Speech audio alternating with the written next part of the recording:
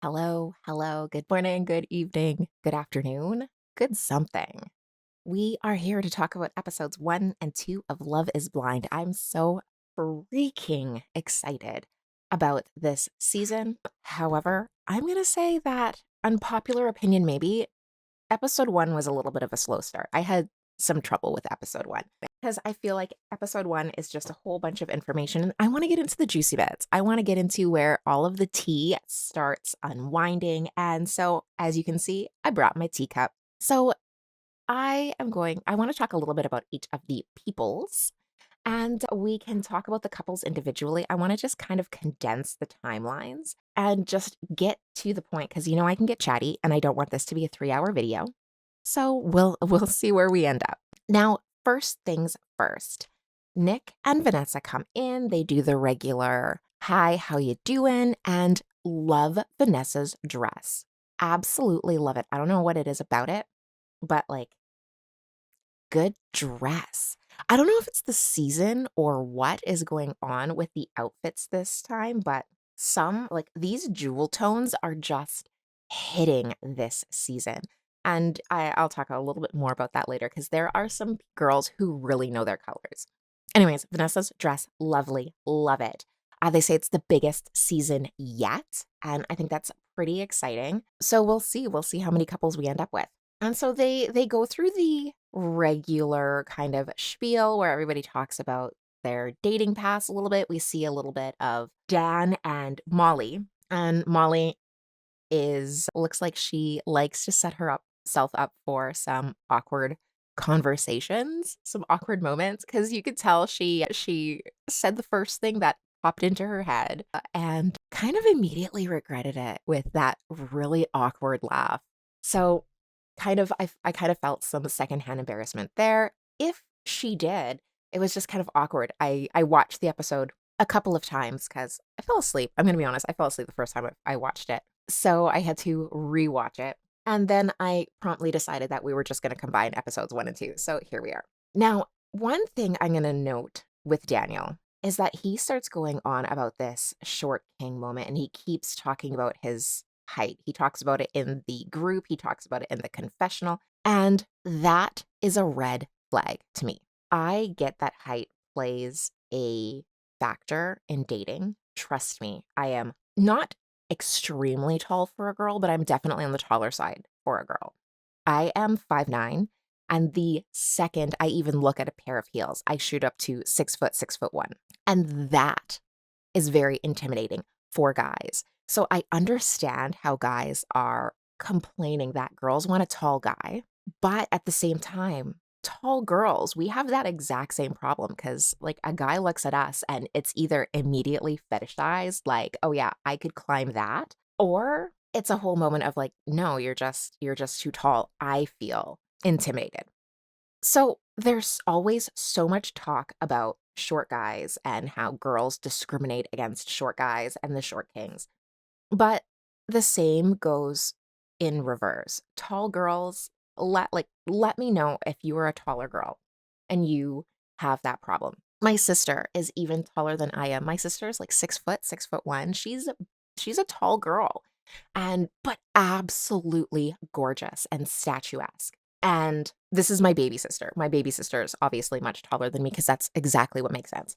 And I think her boyfriends are almost always shorter than her. My boyfriends have always been shorter than me because and that's very anecdotal, but what I'm saying is, like, everybody fights or wrangles with their height.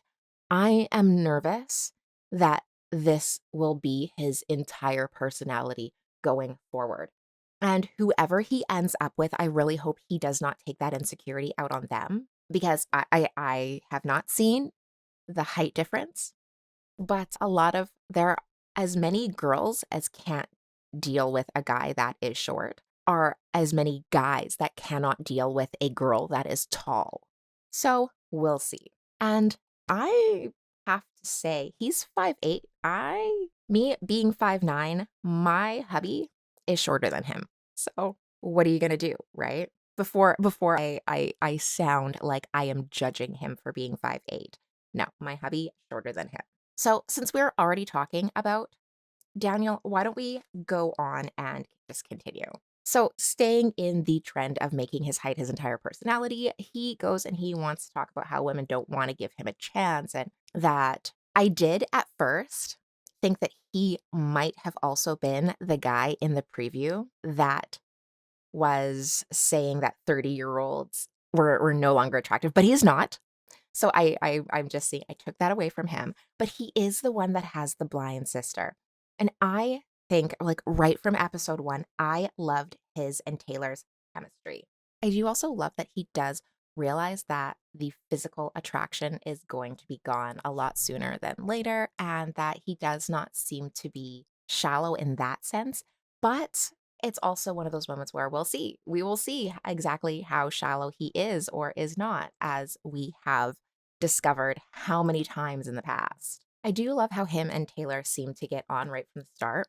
And he's the one that he does kind of pretend to get it down on his knee, literally within seconds of meeting her. And that he keeps talking about the mother of his children, the mother of his children. And she seems to really like that. I like Taylor. She was the one that was wearing that bright, like, hot pink suit dress. Like, it's almost like a blazer dress. I thought it was super, super cute. And she is a straw girly, so that made me very, very happy. Taylor is an oncology nurse. And we come to find out that not only does Daniel, have the same name as her father, but her father recently had been diagnosed with a really rare form of cancer. It does seem that he's going to be okay, but for her, it brought a lot of things into perspective. We also see Taylor go on a date and hit it off with Brad. She offers a couple guys a colonoscopy, but we don't see her too much with others going forward. We also find out that Taylor has a tattoo of Taco Bell on the inside of her lip, which is kind of adorable. If you're going to get one of those random tattoos like that, I love that you hide it inside your lip.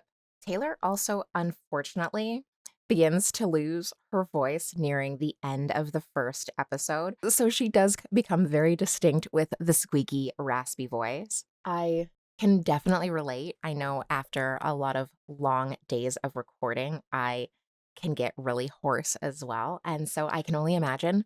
This is the first time I think we've seen this in all 8 seasons, but I can imagine having to talk a lot all day, every day, having these dates where you're not really able to, what's the word? Like, do anything, like you're just talking, talking, talking. You can't see them. So, in order to keep that communication going, you don't have any nonverbal communication to fall back on. So, yeah, I get how you could lose your voice dating 60 people all at once. One of the things that I did love about these two is how, especially Taylor, would narrate almost what she was doing in her pod and how Dan would reciprocate. So at one point, I think she's like, "Oh, I'm moving to the ground." Because again, you don't have that nonverbal communication. You don't know what the other person is doing. A lot of times we'll see that they are pacing or wandering around or doing random things, and they're not telling the other person what they're doing. And so the other person is, sitting like laid out on the couch, and then the other person's pacing around and being really active. And you don't and if they were together, these two, like, you would be so much more conscious of what the other person's doing in the date. Whereas because you can't see each other, a lot of times it's just incongruent because one person is behaving one way and it's starkly different from the other person in the other pod. So I really liked how she would communicate what she was doing. That I thought was awesome. I didn't see too much of a triangle happening there. Let's move on to the next couple, which is adorable, before we start moving on to the mess, because that's what we're here for. We're here for the adorbs, and we're here for the mess. So the next couple I want to talk about is Monica and Joey. When I tell you, every single time I hear about them, I think of Friends. I'm like, did Monica? I wasn't a big watcher of Friends in the beginning, but was Monica and Joey, were they ever a thing? Did they ever consider it? Let me know. Let me know in the comments. It's all I need is like a Chandler in the pods, and I will consider this a Friends reunion. So the first time we see Joey, he's actually talking to Virginia, but that is a fake out. Joey is the gentleman that considers himself a human version of a golden retriever, and he meets Monica.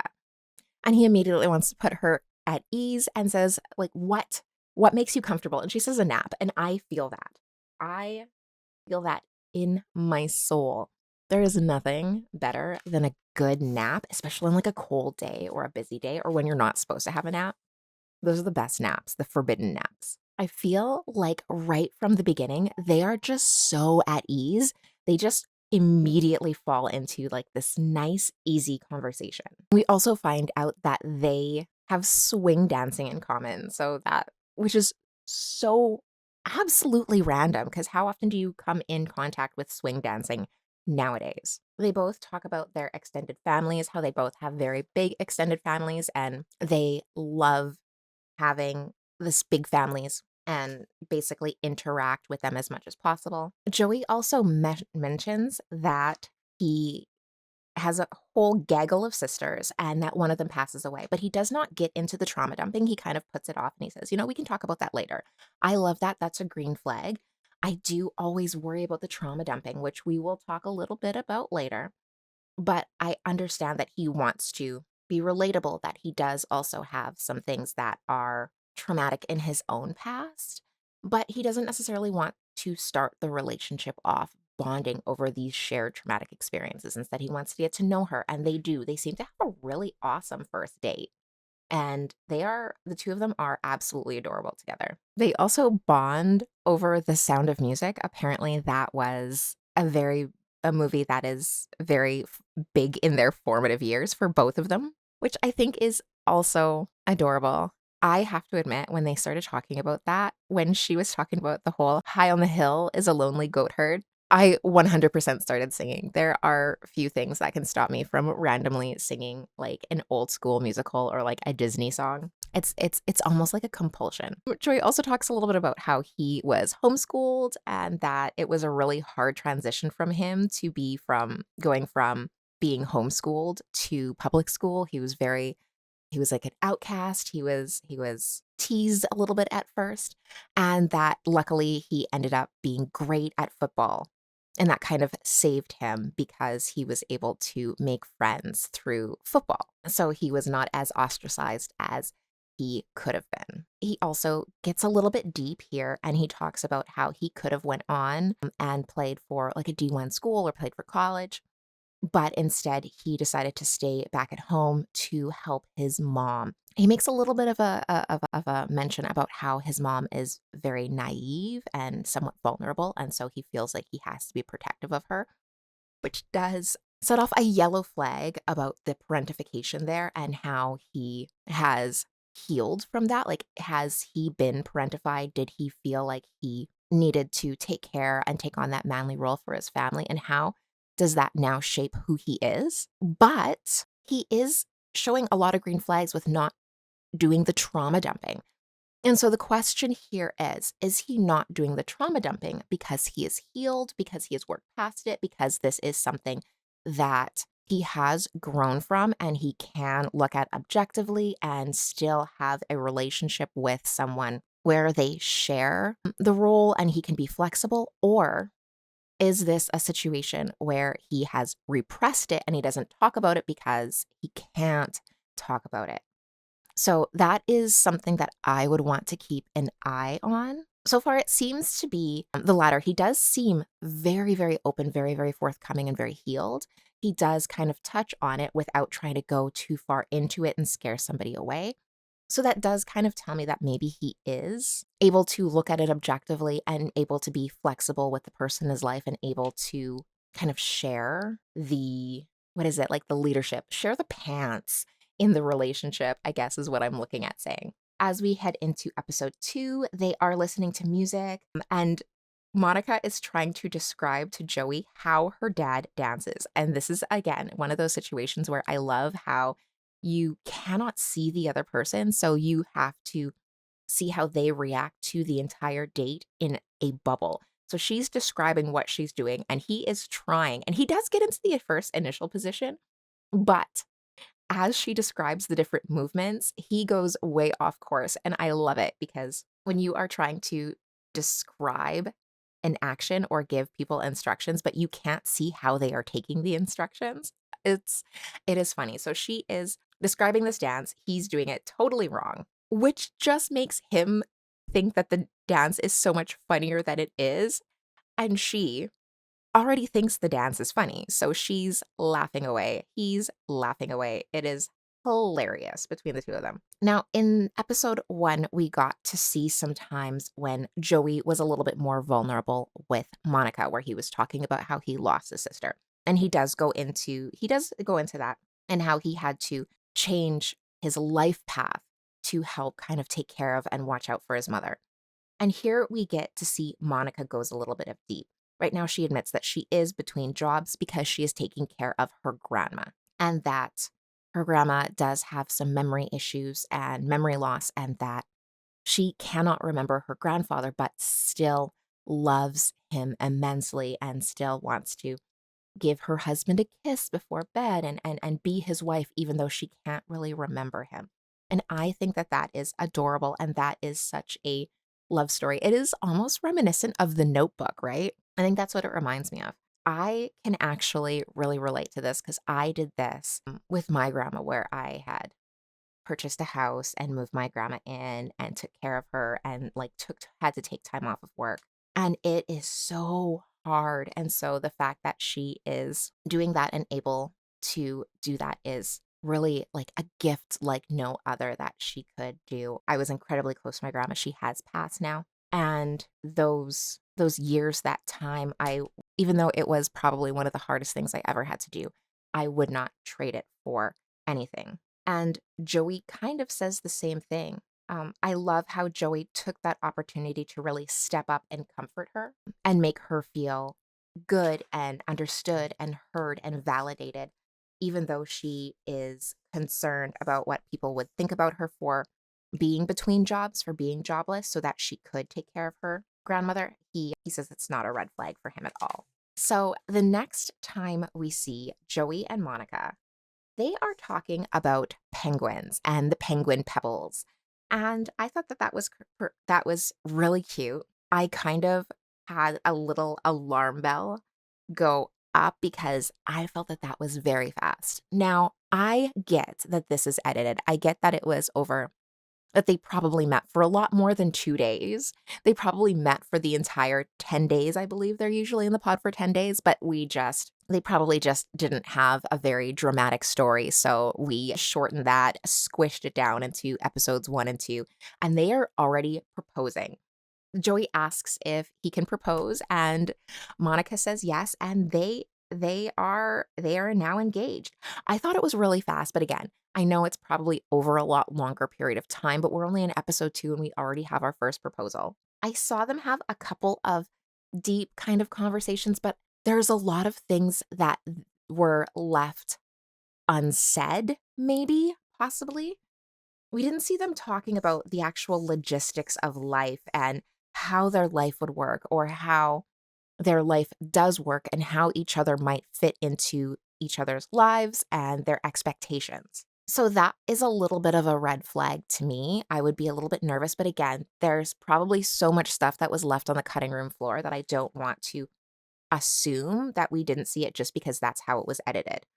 At the end of the episode, they leave us as a cliffhanger because I hate how they gave us the first 6 episodes. Why are you going to leave it as a cliffhanger? This does not mean that I can't watch it. Just means that I now cannot go to bed until I start episode 2 or episode 3, which means I'm probably going to finish watching episode 3, or at least 3/4 of it, fall asleep because I'm so tired and have to rewatch it. Anyways, that is my rant, but this is how they do us. So I have to say, she came out and she had this gorgeous burgundy dress. And I have to say that I feel like Monica knows her colors. She knows what she looks good in because she has been able to pull off all of her outfits. She looks great in these kind of earthy jewel tones like these.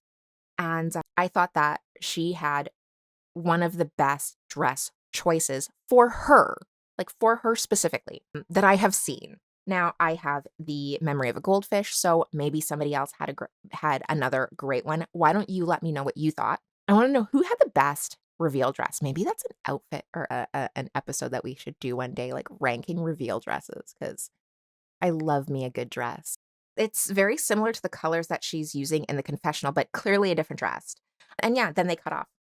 They let us see her dress. He's wearing a tan suit and a Hawaiian shirt. It is what it is. He looks good. He looks good. I'm just clearly not nearly as into men's fashion as I am into women's. But that's where they cut off and we are forced to wait. Okay, so now let's get into the mess. So I guess the first thruple, are we calling them a thruple? The first messy, messy love triangle we're going to get into is Madison, Mason, Alex, and Meg, question mark. So let's just start with Madison and Alex. Now we meet Alex and he is talking about how horribly he was bullied. This poor guy seems like he's gotten the short end of a lot of sticks. He talks about how he went through a really awkward phase in high school. He says that he was really awkward. He says that he was, I believe he calls himself unattractive and he had really bad acne and that he spends a lot of time eating lunch in the bathroom. I can really, really sympathize with that. I had a really hard time through elementary school and high school. I think that we all have a lot of people have problems with that. And I'm glad that so far it looks like it has made him a more compassionate person. But unfortunately, he does also talk a lot about how not only has it shaped him, but like it kind of didn't stop. He does later go on into how he was cheated on in his last relationship. Madison, on the other hand, had a really tough life as well. She was born to teenage parents who apparently met in a rehab facility. And so they were never married. This has obviously caused a lot of trouble and trauma.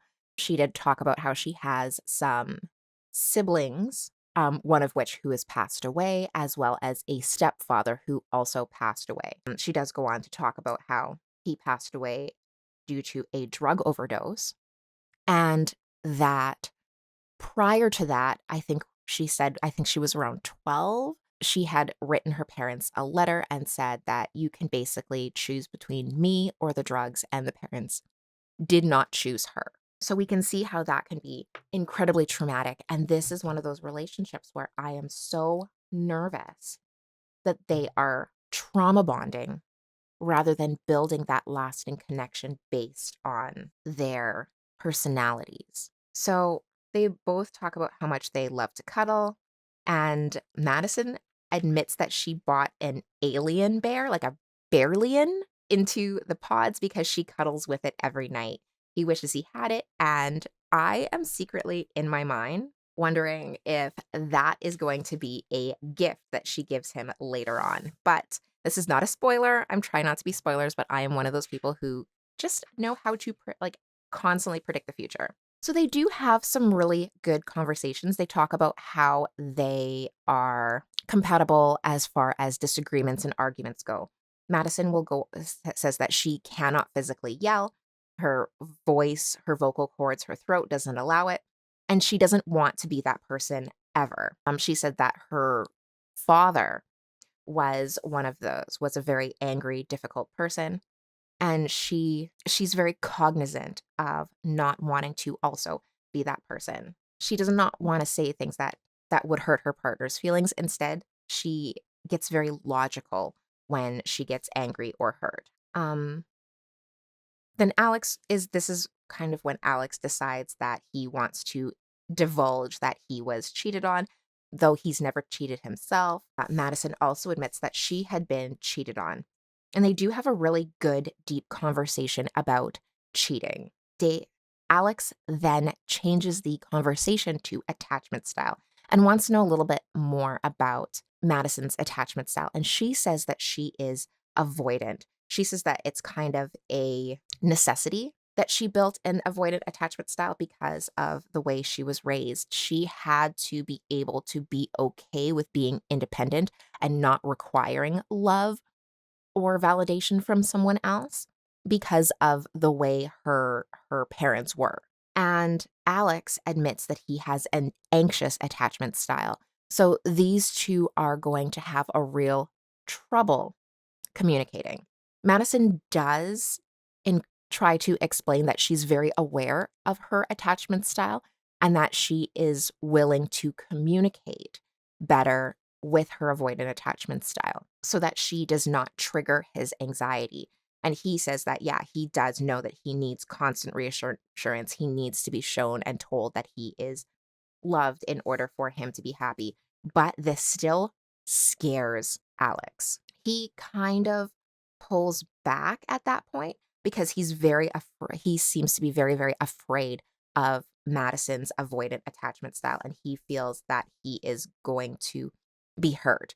And you can even see this in his body language. She is sitting down, she's very comfortable, she's very at ease with the information that she's giving him, and she feels comfortable being able to communicate with him going forward, whereas he is now pacing. He starts pacing around the room, and you can kind of tell that he's pulling away. She tries to talk about some other things. She tries to pick up and talk about intimacy and intimacy styles and what that would look like and what his expectations would be like. But he does not want to go into that conversation. He has been scared off by that avoidant attachment style. And to his credit, he does tell her this. He tells her, I'm kind of afraid of your attachment style. That worries me. I have an ex that was avoidant and he doesn't want to go through that again, which that is a green flag. So Madison does is vulnerable with him, and she does at that point tell him, you are still my number one, and I think we can work through this, but he needs some time to think, basically. Alex or Madison, Alex. Now, the thing is, Madison does have a second connection. Madison has also kind of bonded with Mason. Now, Madison and Mason are also a great fit, I believe. They are both creatives. Madison is a painter and artist, and Mason is a cinematographer. They seem to have a pretty decent time together. I do kind of like their dynamic. Their dynamic is very active. They are playing games, listening to music, doing a lot of activities together. They seem to have very fun and relaxed dates. My concern here, the only red flag I have here is rather than getting deep and having these more, I want to use the word intimate, but it's not right in the context. These deeper kind of exploratory conversations about each other's lives and lifestyles. Mason is kind of getting a little fetishy, a little freaky. Madison does like that Mason's not afraid to express his feelings, but he does and Mason just basically feels that he's comfortable with her. But I find that it is getting a little I don't know, I got a vibe. I got a little bit of a weird vibe about the surface level and the sexual kind of topics that he kept bringing up. And if it was in isolation, it wouldn't be such a big deal. However, it kind of started spilling over into his next date as well, which brings me to Mason and Meg. Now, Mason and Meg hit it off, and Meg is a little quirky. I have not decided. I keep swinging like a pendulum back and forth with Meg. Meg appears to be a hot mess. I bet she is great for TV, but I cannot quite get a full read on her. Now, before I explain what I meant about him bringing in the topics across from one date to the next, let's get into a little bit about Mason and Meg. Now, Meg is one of those, she admits that she has sober high thoughts. She is quite a character and she is talking about energies. And at first I was like all on board with her. When he asks her where she is from, she says that she is from Mars. And I immediately was like, yes, I love it. I was like, oh my God, that is my girl. I love somebody who's quick-witted and sarcastic and can really like roll with the punches. As we go on, maybe she actually does think she's from Mars, but we'll deal with that as we go. So she was talking about how she was listening to a episode on the Joe Rogan Experience. And she was saying that she sometimes thinks that we are like ants in an anthill, and there are higher beings like shaking us up and performing experiments on us. And I thought that that was pretty interesting because, yeah, the universe is pretty large and unknowing. Who knows? Maybe the galaxy is on Orion's belt. Who knows? So Mason and Meg do talk a little bit about their lives and what their lives look like. Neither one of them have ever lived with a partner, and Meg does want to move out of the city to a farm, build a pillow fort, and sleep on the floor. That is Meg's life's aspiration. Both of them have the same favorite movies. They both talk about Inception as their favorite movie. They both talk about how Nolan is their favorite director, and she brings up the movie Her, and he is absolutely like left speechless because in the edit, he just finished explaining the movie Her to Madison. So they keep having these touch points in their lives that are just blowing both of them away by how similar they are. Now, where I say that Mason was giving me a little bit of a red flag is he went from one of his dates in the edit, he went from his date with Madison getting a little bit. I don't want to kink shame or anything, but the conversation was going there. And it didn't really seem like it had gotten there particularly organically. Like Madison was going with the flow, but she wasn't really reciprocating. But I did not find anything amiss until we cut to his date with Meg, where he kind of carried on the conversation. And once he went from the date with the one girl to carry it on with the second girl, it just came off kind of thirsty, kind of horny. So, and I feel like it just really leaned into it. Now, as it turns out, Meg and Mason have both been single for the last 2 years. And Meg thought that she would be one of those girls who would go to college, she would find her husband, they would get married. And when that didn't happen, she kind of freaked out and had to refigure out the entire trajectory for her life. Now, looking back, she's in her 30s and she loves that she got to spend the next 10 years really getting to know herself. And she's found that she loves herself. And I can appreciate that. I can really appreciate somebody who can appreciate just having that single roaring 20s life and taking that time to figure out who you are, because between when you were turning 18 and when you're turning like 30, those 10 years you turn into like six different people trying to figure out who you are. And taking that time to figure it out for yourself, I I I did. I would not at all change things. I had a great 20s. I was not lonely. I loved who I got to grow and become. And I loved that I got to choose somebody based on who I wanted to be, than having to figure out who I was in a relationship while also trying to figure out who I am. That is not knocking people who do, get together young and grow together. I always thought that I would meet somebody in high school or in my early 20s and get married right away and start having kids and doing all of those things. Like that's also a great option. Like there's no wrong choices in life. Everybody's life takes a different, but I can relate to thinking your life was going to go one way and then waking up one day and finding out that you've got to figure something out because that is not what's going to happen. And one thing is that Meg did mention California, and I'm wondering, does she live in Michigan, Minnesota, Montana? The cold place. Does she live wait, it's got to be Minnesota, North Dakota, Minneapolis, Minnesota. We are somewhere that starts with an M. Listen, I'm Canadian. If you are judging me right now, I challenge you unprompted to figure out 5 Canadian cities and their corresponding provinces. Okay? And Toronto and Vancouver don't count because I know that Los Angeles is in California and New York is in New York State. So those two don't count. 5 others. So Meg does have a great realization that I really appreciated.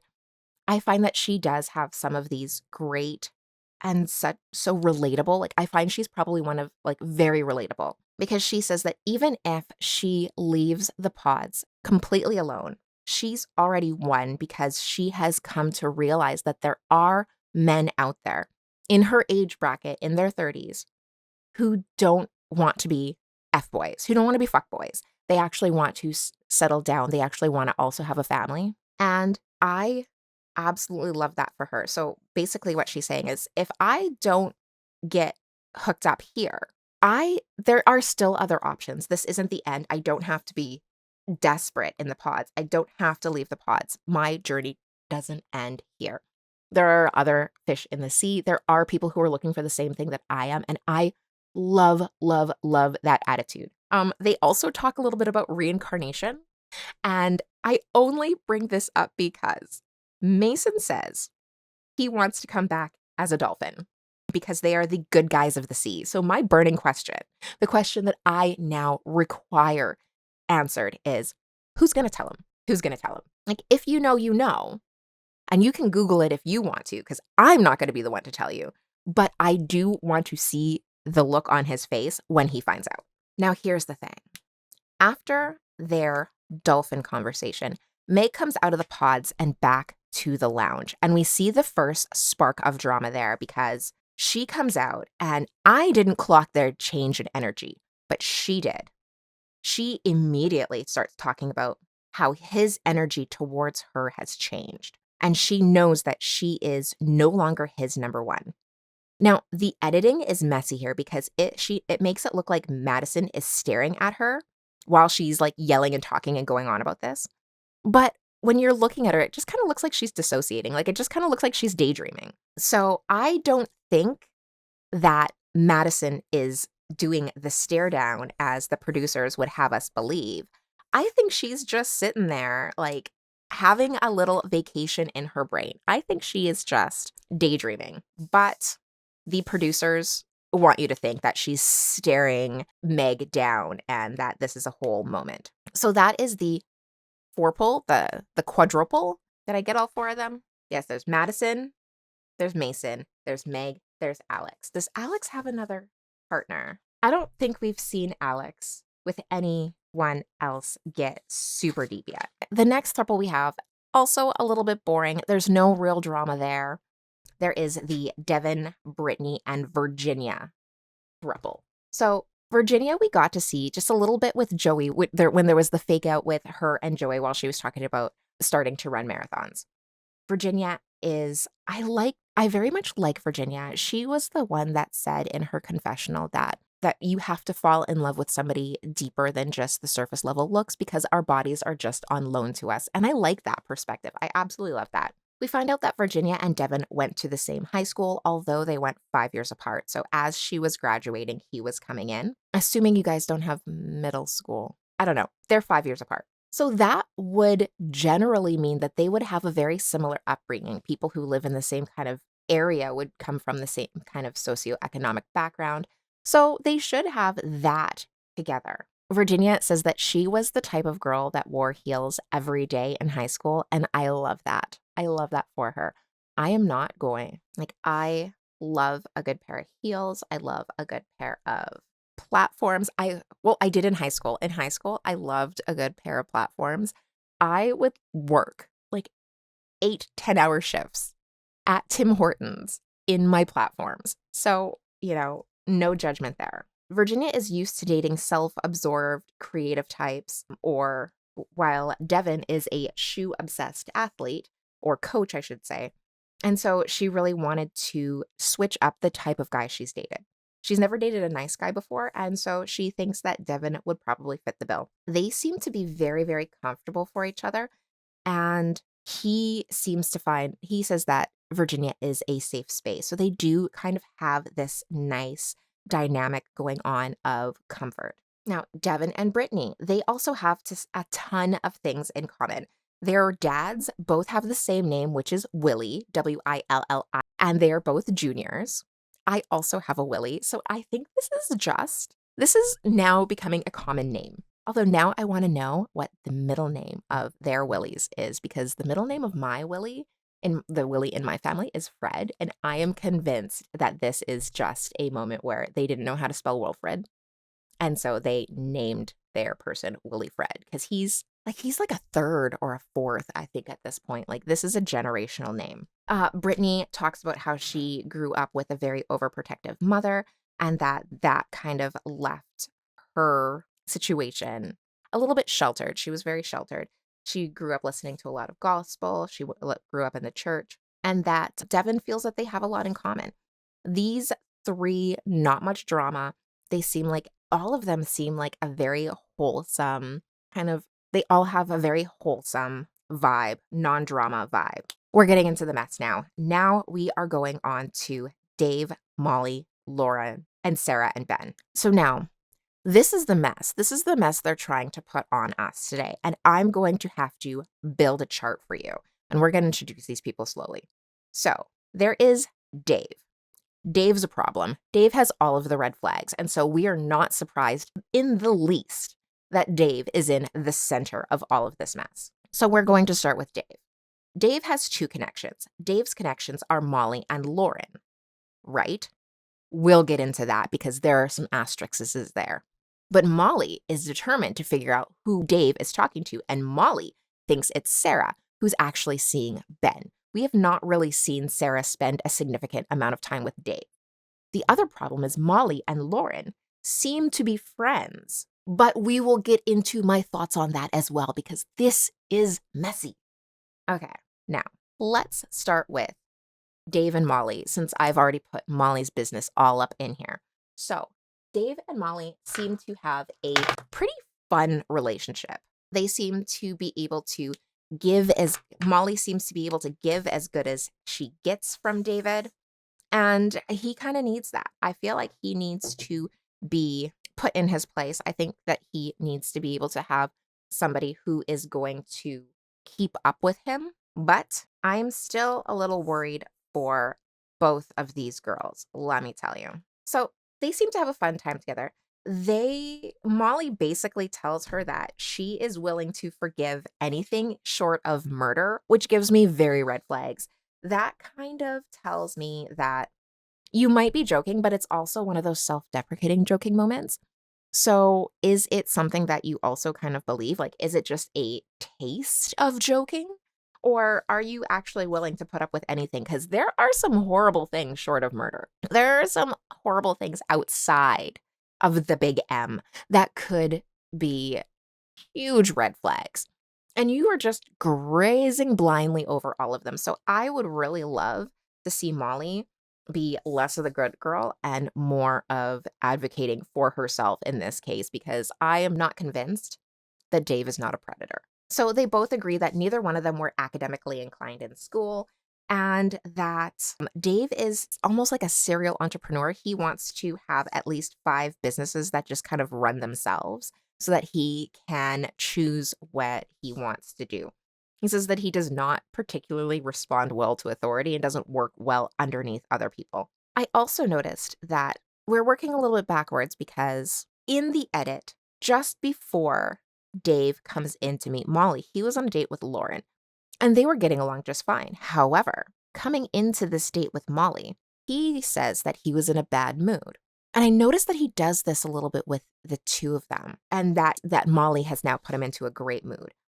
So I feel like there are just these little subtle hints of manipulation, and I will get into it more with Lauren because I find it much more obvious with Lauren than I do with Molly. But you do have these little moments where you notice him, and they're almost little digs. It's almost like a death by 1,000 paper cuts moment where he has these little digs, and he has the girls fill that space and come to him more so that he can have power.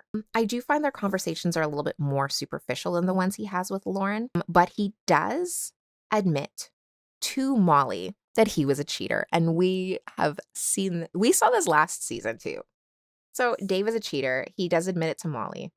His last relationship ended because he cheated, and that Molly is just proceeding forward, ignoring all of these red flags. However, Molly decides to pull out a red flag of her own because she admits that she was the other woman in a relationship.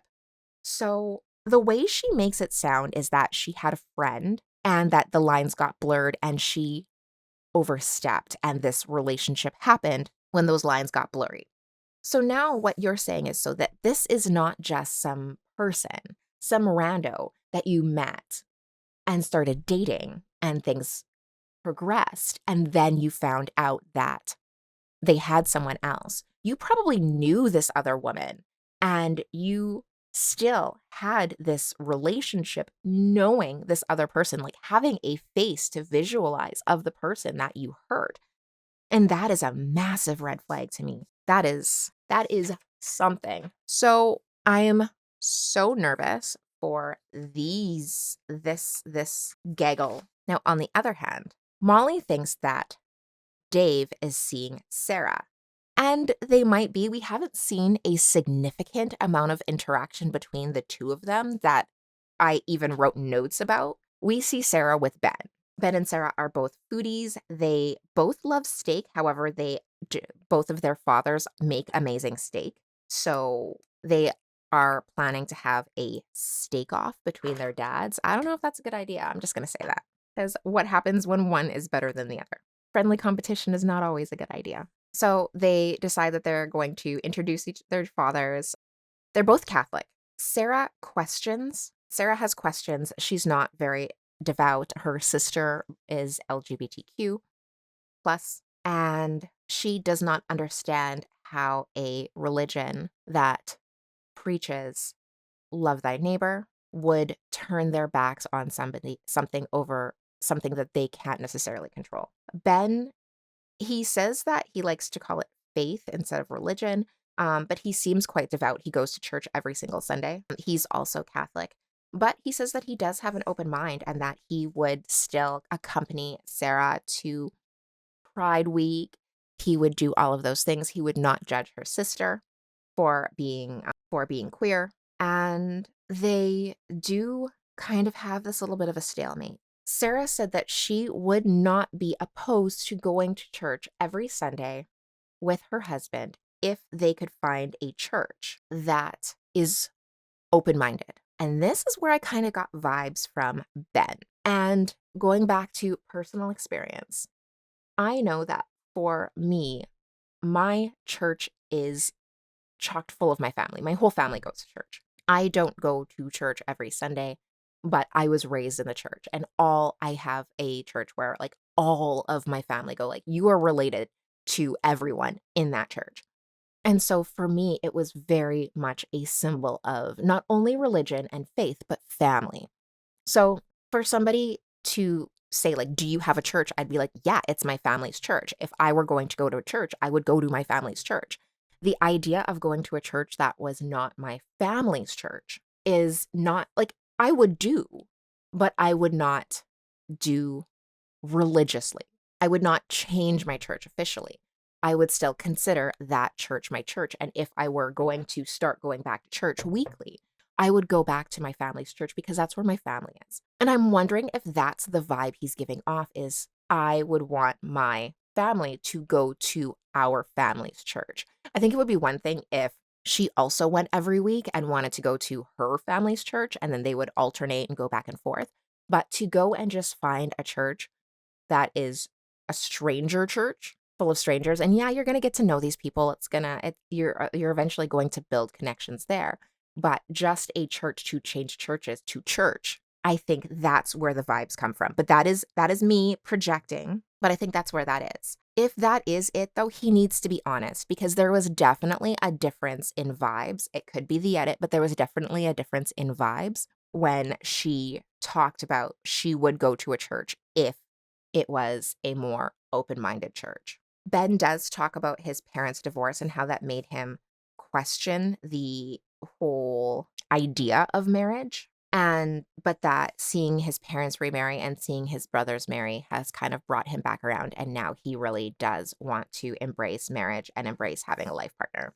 Okay, now to circle it back around, who Dave is actually seeing is Lauren. And this is where all of the juiciness is.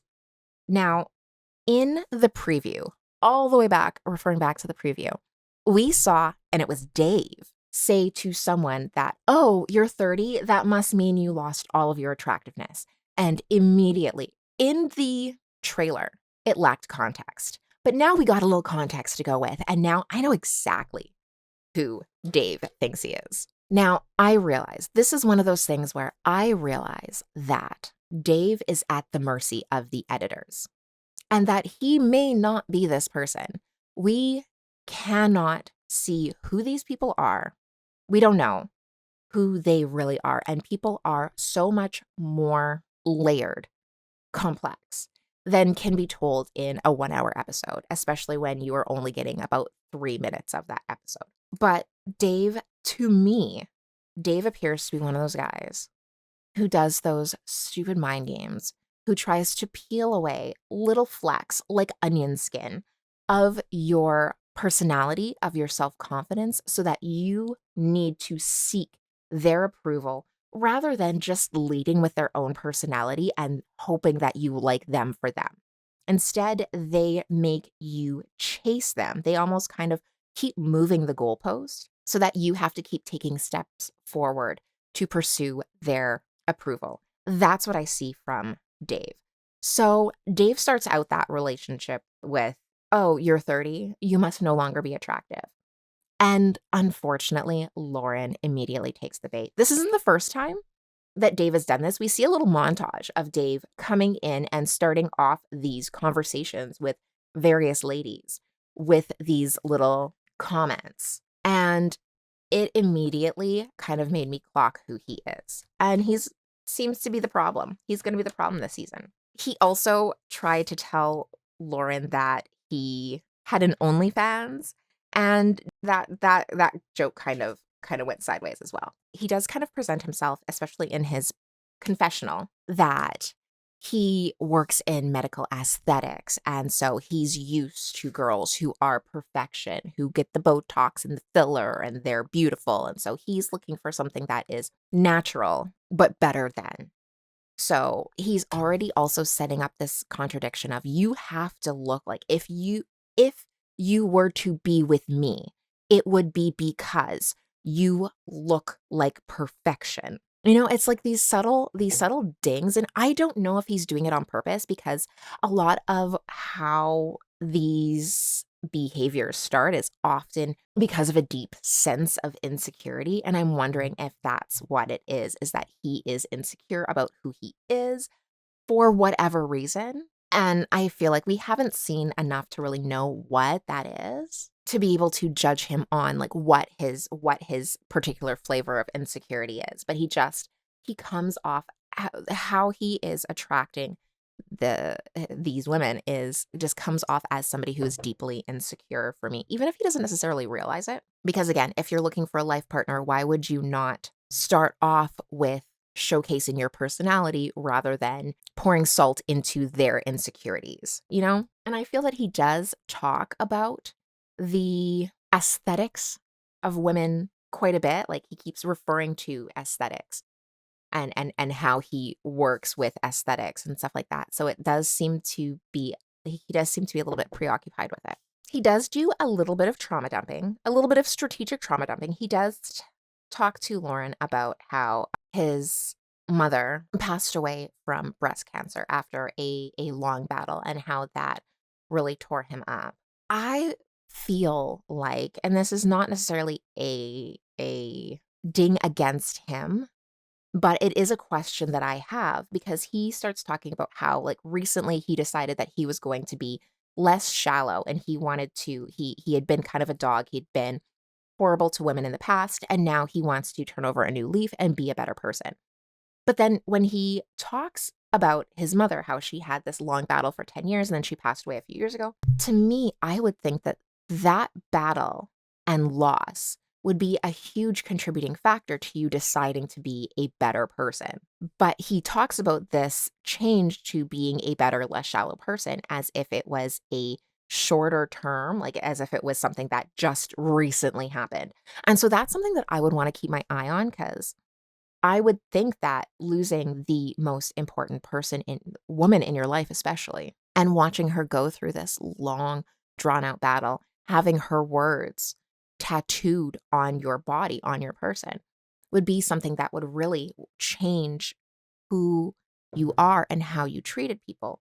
But it does when he talks about these two cases, they seem to be disconnected. We do know that few things in life are disconnected, that usually things are much deeper than that. But he is he's an interesting dichotomy to me. So I'm keeping my eyes firmly on him. Now, one of the things that Lauren does say in the first episode is that her father has a plaque and it says that the greatest thing you can do for your children, or the greatest thing a father can do in life, is love their mother.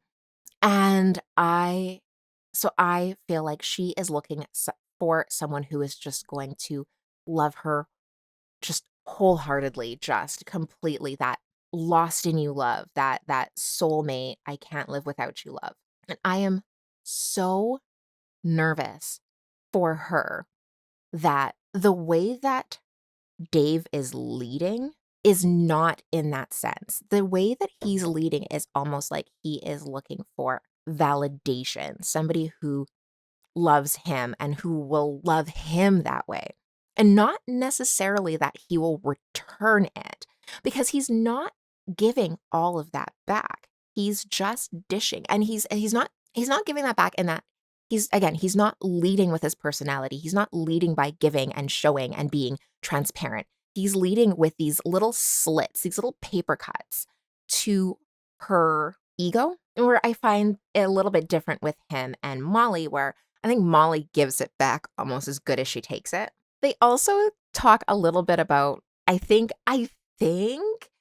he's trying to talk basically about like a reverse Oedipus complex, how women are destined to marry their fathers, or like somebody that reminds them of qualities of their fathers that they particularly find noticeable, because Dave also has the same name as Lauren's father. So in the first episode, he does kind of mention like, oh, you've always kind of been lower on my list, but after this date, you've really started to come up. And she admits that he's always been pretty high on her list. And then he's like, again, another ding. Oh, well, I have another date after this, but I should just cancel and stay with you. And this is kind of where you can see that she's officially, like, actually on the hook. And she's like, yeah, cancel it. We both know he doesn't cancel it. He goes out, and we're meant to believe that he goes out to hang out with Molly. And this is when the beef starts, because after Molly's date, she comes back into the room and she's going on and on about her guy. And that's when she kind of clocks. That's when she says that she thinks that somebody else is also seeing it. And that's when she pegs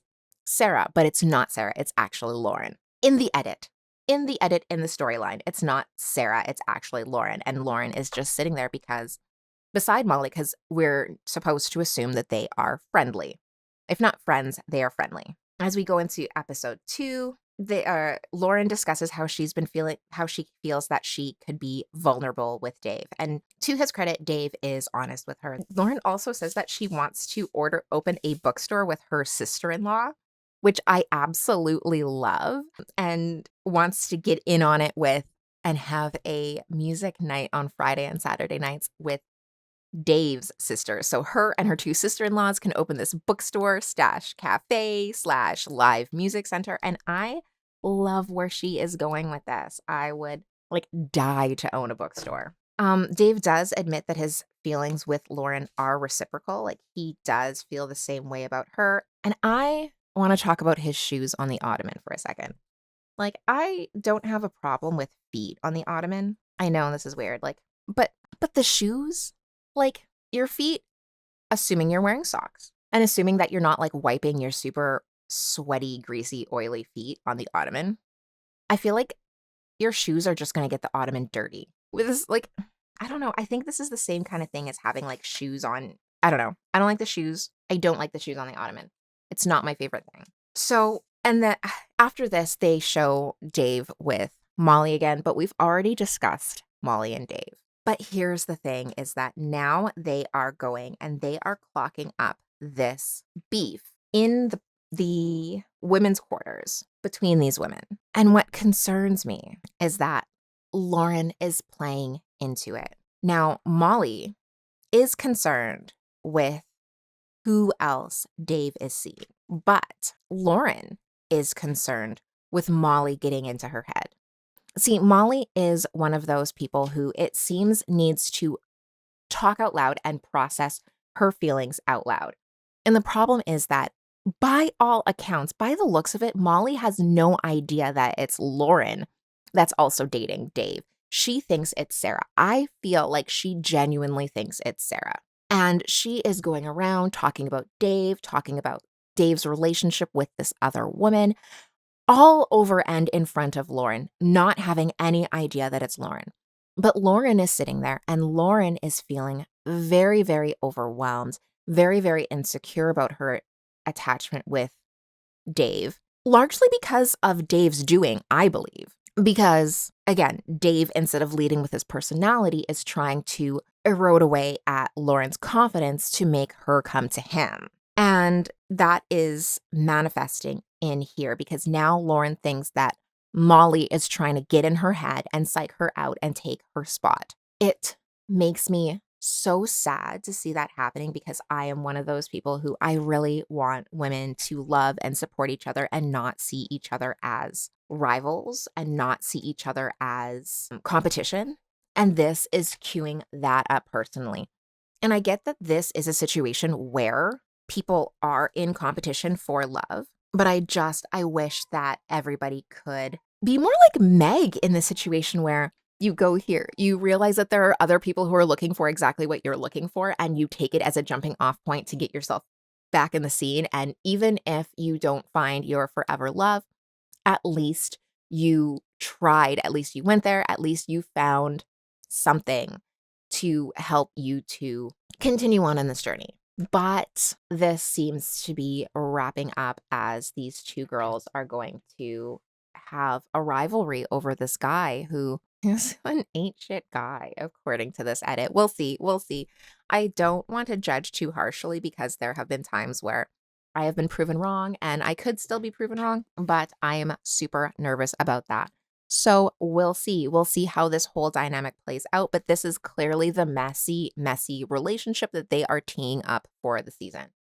And we'll have to see if Molly ever figures out that it's not Sarah that's her real competition and that it's Lauren. And Lauren is just sitting there quietly by because Lauren is all in her head about how Molly's doing this on purpose. But I don't think Molly's doing it on purpose. I think Molly genuinely thinks it's Sarah. And so now, if Molly were to find out that it's Lauren, Molly is going to be freaking out because Lauren sat there and infiltrated the group to see. You know what I mean? Like it can go both ways. But I'm going to wrap it up here because that is all I have for today. Again, this is just my opinion of the situation and what's going on. These producers can be messy, messy, messy, and they edit things to make it show, make the storyline fit exactly what their narrative is. This is not necessarily a reflection on the individuals. It's not necessarily a reflection on who they are and what they do and what they want to be. So yeah, this is our first look. This is our first 2 episodes, and I'm going to try and have the next episode, episode 3. I'm going to watch it. I'm going to go watch it right now. I have a little bit of work to do, then I'll watch it. And let's see how this mess evolves. I will get that one up to you as soon as possible. In the meantime, if you wouldn't mind liking this video and subscribing to my channel, I would be forever grateful. And I want to grow this channel and I want to grow this community. I want to have us all sitting here sipping some tea. By the way, do you have the Love is Blind creamer? I am sitting here drinking my coffee with my Love is Blind creamer that I went out and purchased Valentine's Day morning promptly. So yeah, I sat here, recorded this with my breakfast of coffee, Love is Blind creamer, and a handful of macaroons because that's just how I roll for breakfast. Let me know what you are enjoying for this long ass video and like the video, subscribe to the channel. I'll see you soon. Bye-bye.